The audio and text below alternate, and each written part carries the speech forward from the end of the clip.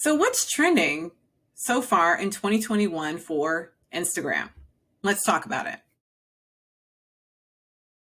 It's so simple, right? Like, you think I'm going to tell you, do this, do that. That's what's trending. No. Let's keep it simple. I'm going to talk about the overall trends that we're actually seeing inside of the platform of Instagram. So there are lots of different types of things that are trending, like specific things that are trending, but more than anything, there are categories that are trending, categories of content and different activities.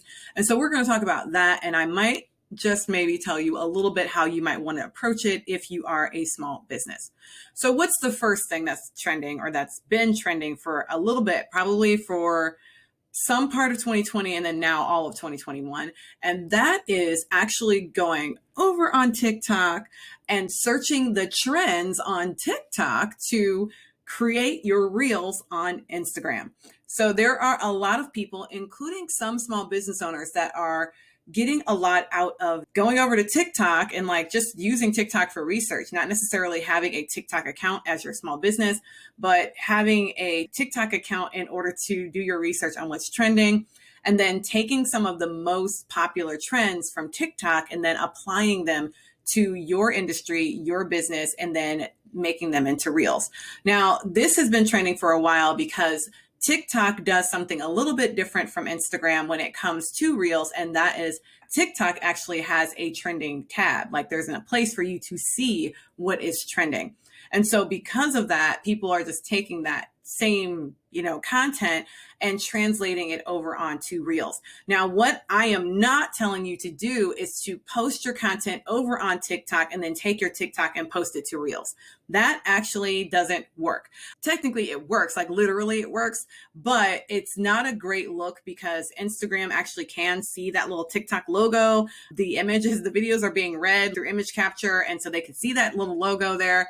And man, they don't like it. So if you are taking your TikToks and putting them up as reels, you may not be getting the reach that you would get if you were not doing that. So just consider, if you have been doing TikToks, if you're going to take the TikToks that you're doing on TikTok and turn them into content for reels. One of the strategies that I've been seeing people do very successfully is actually recording their TikTok using the software, but not posting it to TikTok. So posting it, like recording it, downloading it, then posting it to TikTok, and then taking it and posting it to reels as well. So then that way it does not have the TikTok logo on the content. The other thing you can do is actually create your content in, say, Canva, where there is no TikTok logo at all. So you would create everything as if it were a TikTok. A matter of fact, you will see that is how we do our reels. I am a big fan of batch creation. And so as a function of me being a huge fan of batching, I don't like instantaneously create reels. If I'm going to create reels, I'm going to sit down and create a whole bunch of them at once.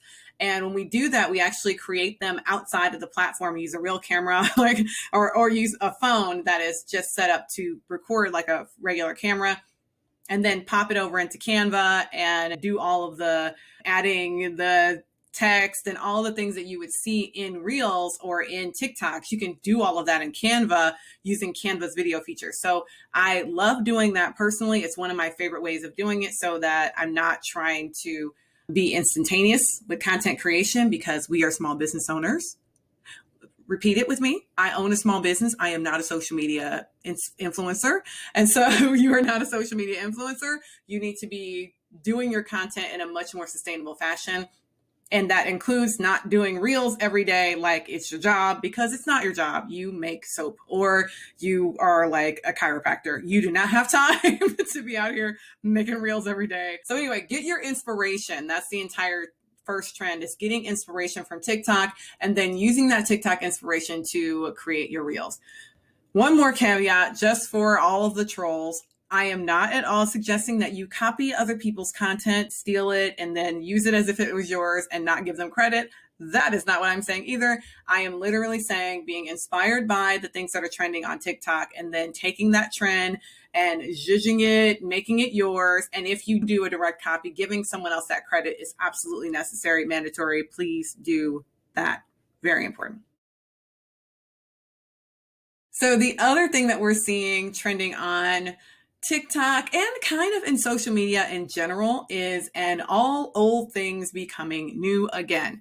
I am loving this trend because nostalgia is a huge part of the American culture and the Western culture. I shouldn't even say American because it is definitely not just us, but is a part of Western culture. And what we are seeing right now in the Instagram trends is that a lot of the things that were like 90s based, or when I say 90s, I mean the 1990s, which for those of us who were youths in the 90s, it feels like it was 10 years ago. It was not.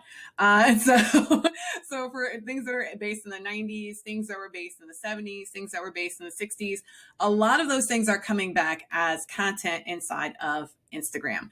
And they can be used as reels, they can be used as stories, they can be used as general posts, but most often you're going to see them as meme style content. And this is what I mean. So one of my favorite types of content that's old that has become new again is all of those Star Wars movies that were in the middle, the like beginning movies that came after the first set. Those movies have like developed an entirely new life where people now have taken that concept and they're doing memes from them, they're doing TikToks, or they're doing reels from them. They're taking that content and making it new. Another thing that has, again, a resurgence from like the 90s, early 2000s is like the backyardigans. We've been hearing a lot of backyardigans content. It's just popping up again as if it never went away. Blues Clues, all of those types of content that was happening in the late 90s, early 2000s is like really becoming new again. And people are sharing it as if it was brand new. It's kind of awesome. It's probably because the Gen Z generation is growing into their adulthood. And as a function of that, they're having nostalgia for when they were 7. And that content is actually floating back up for them. But as a function of the fact that millennials run the show, we are then going, what about our nostalgia? And we're popping up Mr. Rogers and the Muppets and things like that. And so that is something that has actually been really awesome. So if you are someone who is prone to nostalgia and it works for your business, that is one way for you to take a trend, something that is old, and then making it new again is something that has been happening all over. It's been happening in cooking. It's been happening in all of these things. And it's very much a 2021 end of 2020 trend that you can totally hop on and do some content around. It would be lovely. Another trend that we're seeing inside of Instagram, this one is more of a tactic, kind of. I will say it's a trend, but I hope it's a trend because it's a painful tactic if you have to do it. And that is never letting your stories expire. So what do I mean by never letting your stories expire? Essentially, let me put it the simplest way possible. Never letting your stories expire mean that you never go more than 24 hours without posting a story. So essentially you're posting stories probably in order to make the cycle really work. You're posting stories at minimum 12 hours apart. So you're not going with 12 hours without posting a story. Now, that way you are always having content that's fresh for morning and maybe evening, and then another one in the morning and another one in the evening. And this doesn't have to be one story at a time. This could be a set of stories. Now, when Instagram stories first came onto the scene, one of the things that a lot of small business owners had a problem with was like, how do you make story content when you're a small business? Like, we see influencers and the people in our lives creating stories around things, and we're like, I don't have anything like that in my business. And what we need to remember is that the term stories means something. A story is literally a story. So if you're thinking, how can I create a never expiring story situation, then you want to think about the parts of your day that are capturable in moments where you're telling a specific story about something that's happening. So if you are a product creator, then you may want to have stories where you're packaging up goods and talking about getting things out into the market, or a story where you're creating the thing that you would be selling, or a story around engaging with customers in some sort of meaningful fashion. If you're a service-based business, then maybe it is a story around your customers' motivations and how you've maybe solved a problem recently for your customers in that arena. Stories is, think of it like story time. I mean, I just was talking about Mr. Rogers. Think of it like how Mr. Rogers episodes used to go, where essentially The reason why we all love the show wasn't just because Fred Rogers is the awesomest person who ever lived, but because they told them in snippets. Like every show had 3 or 4 different segments, and each of those segments was a specific story. And he would tell the story. It was quick, it got to the point, and then they would move on to the next segment. We need to be thinking about our stories in the same way. What are the stories inside of our business that we can tell in these kind of snack sized bits of information and get them into Instagram stories on a 12-hour sequence? Again, if you're me, you know I do not believe in instantaneous content creation. So if you are thinking about doing this, and you might want to try to figure out what your stories are going to be and then batch create them.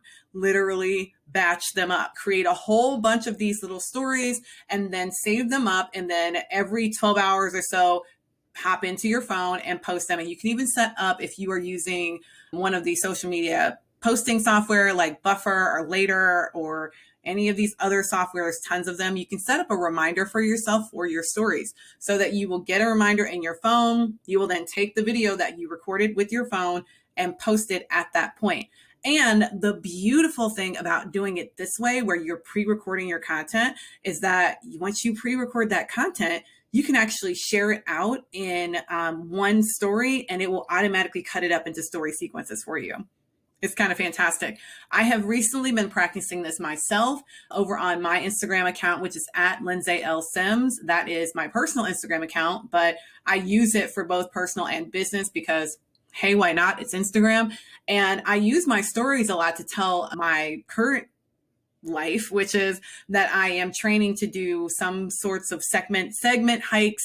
I always want to say through hikes, but then I know that all the hiking community will jump down my throat. So I don't plan on through hiking anything, but doing a section hike of maybe the Buckeye Trail or something like that. And we've been doing some training hikes for that to get our stamina up and all that good stuff. And I post a lot of those on my stories on either a Saturday or Sunday.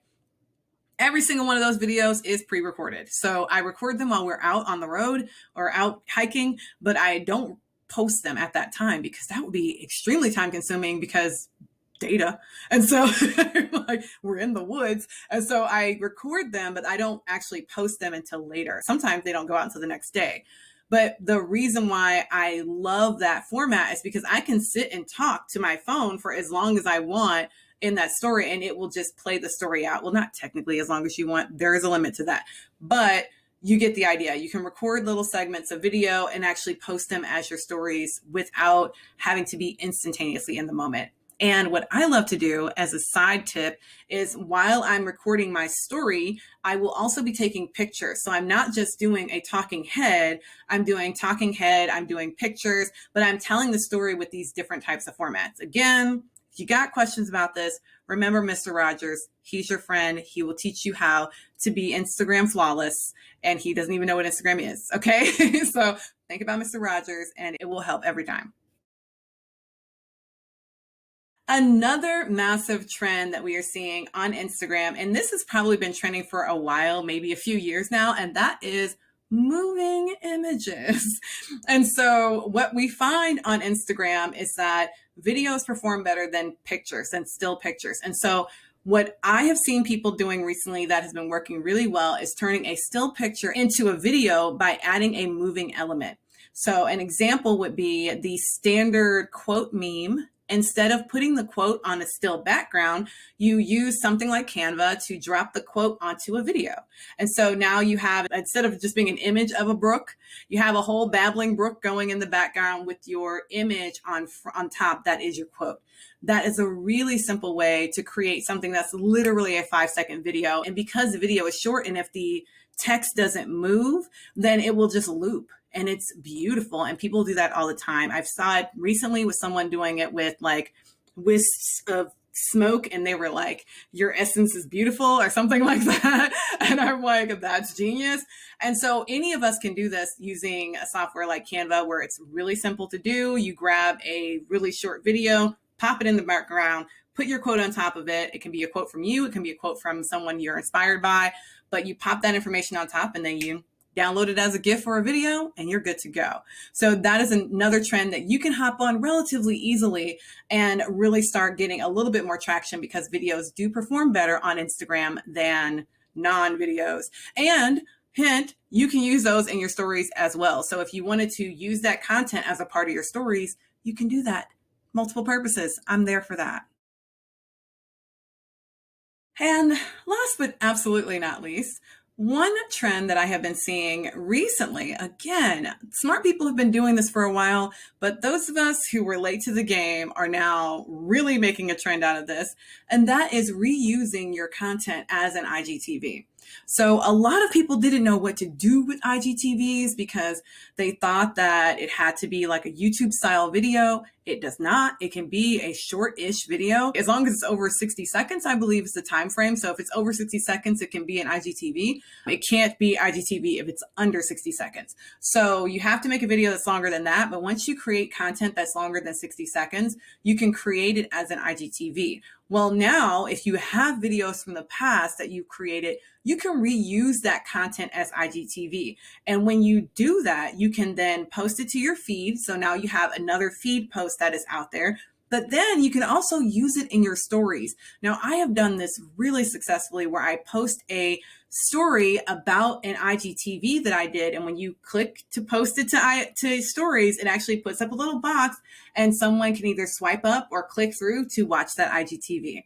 It's really quite useful to get more life out of some of your older content. Now, this, of course, is really great if you have content that is evergreen, content that's not going anywhere. It really is useful to create this sort of thing because then you really are wringing all of the value out of that content by having it reused in that way as an IGTV.